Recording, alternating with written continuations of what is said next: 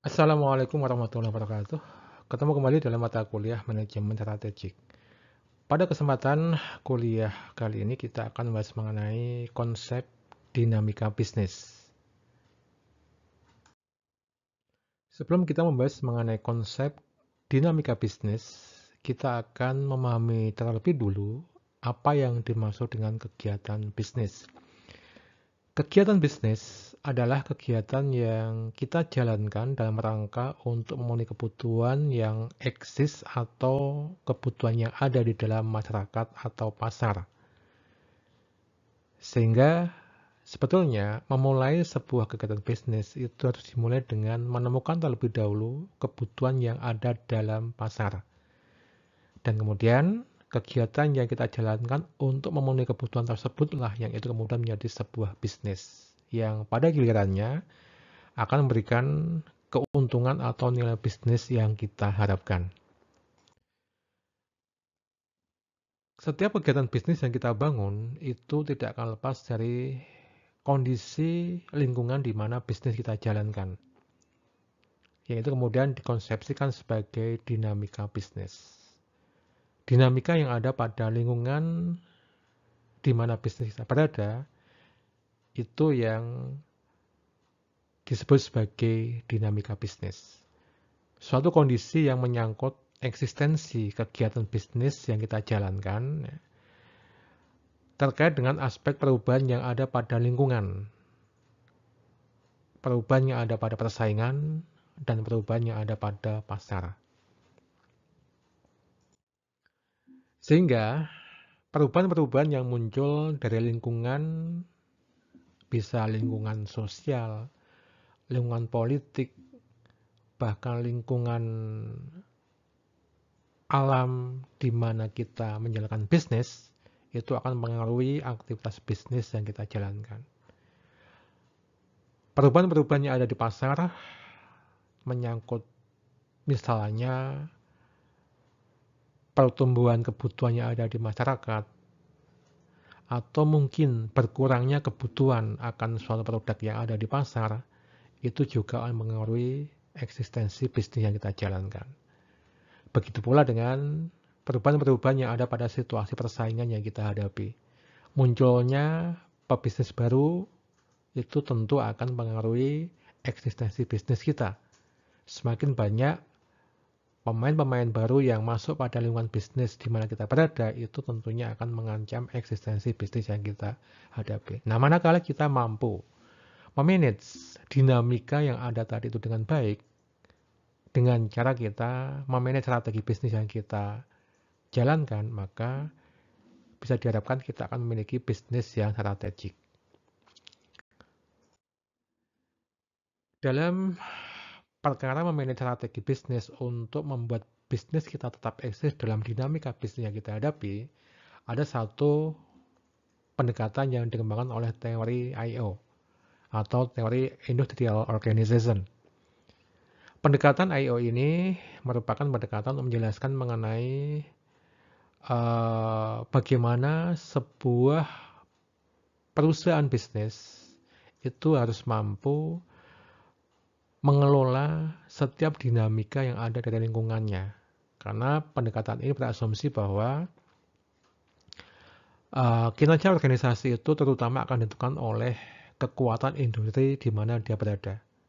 Atau dengan kata lain bahwa kemampuan perusahaan untuk memilih strateginya dalam menghadapi dinamika yang ada pada industri di mana dia memainkan bisnisnya, itu akan lebih menentukan keberhasilan bisnis yang dia jalankan dibandingkan dengan kemampuan-kemampuan internal yang ada dalam perusahaan. Teori I/O ini berpendapat bahwa faktor eksternal secara umum dan industri di mana perusahaan memilih untuk bersaing di dalamnya itu memiliki pengaruh yang lebih kuat pada kinerja perusahaan daripada keputusan fungsional internal yang dibuat oleh para manajer dalam perusahaan. Sehingga bisa dikatakan bahwa teori I/O inilah teori yang menjadi asumsi awal untuk memahami bahwa dinamika bisnis itu adalah sesuatu yang perlu di-manage, dikelola oleh setiap pelaku bisnis yang ada. Nah, lantas pertanyaannya, apa yang dimaksud dengan faktor eksternal tadi itu? Setidaknya ada 4 aspek eksternal atau 4 lingkungan ya, yang akan mempengaruhi eksistensi setiap perusahaan bisnis. Pertama adalah economic force atau kekuatan ekonomi. Pertumbuhan ekonomi nasional, pertumbuhan ekonomi dunia itu akan mempengaruhi eksistensi setiap pelaku bisnis yang ada di pasar. Manakala satu negara memiliki pertumbuhan ekonomi yang kuat, maka pebisnis yang ada di negara tadi itu akan memiliki kemampuan bisnis yang lebih bagus daripada ketika pertumbuhan ekonomi di negara tadi itu sedang melambat. Yang kedua kemudian sosial, cultural, demographic, and environment natural force. Kekuatan-kekuatan lingkungan sosial, lingkungan budaya, ya. Kemudian faktor-faktor demografis penduduk, ya. Kemudian faktor-faktor eksternal berupa lingkungan alam itu juga akan mempengaruhi eksistensi setiap pelaku bisnis yang ada di dalamnya. Sebagai contoh misalnya, perubahan iklim itu akan mempengaruhi ya, bagaimana pelaku bisnis yang ada di dalamnya. Contoh yang gampang sederhana misalnya, manakala cuaca berubah, cuaca alam ya, dari cuaca musim kemarau ke musim hujan tentunya itu akan mempengaruhi permintaan akan produk yang terkait dengan musim penghujan misalnya. Permintaan akan payung untuk melindungi dari air hujan itu tentunya akan beda dibandingkan antara musim hujan dengan musim kemarau. Ini contoh kecil. Kemudian political, legal, and governmental force. Perubahan rezim dalam sebuah negara misalnya itu jelas akan mempengaruhi eksistensi setiap pelaku bisnis yang ada dalam suatu negara. Ya, karena kebijakan yang akan dibuat oleh pemerintah itu akan sangat mempengaruhi praktik bisnis yang ada di negara tersebut. Yang ketiga kemudian technological force, jelas.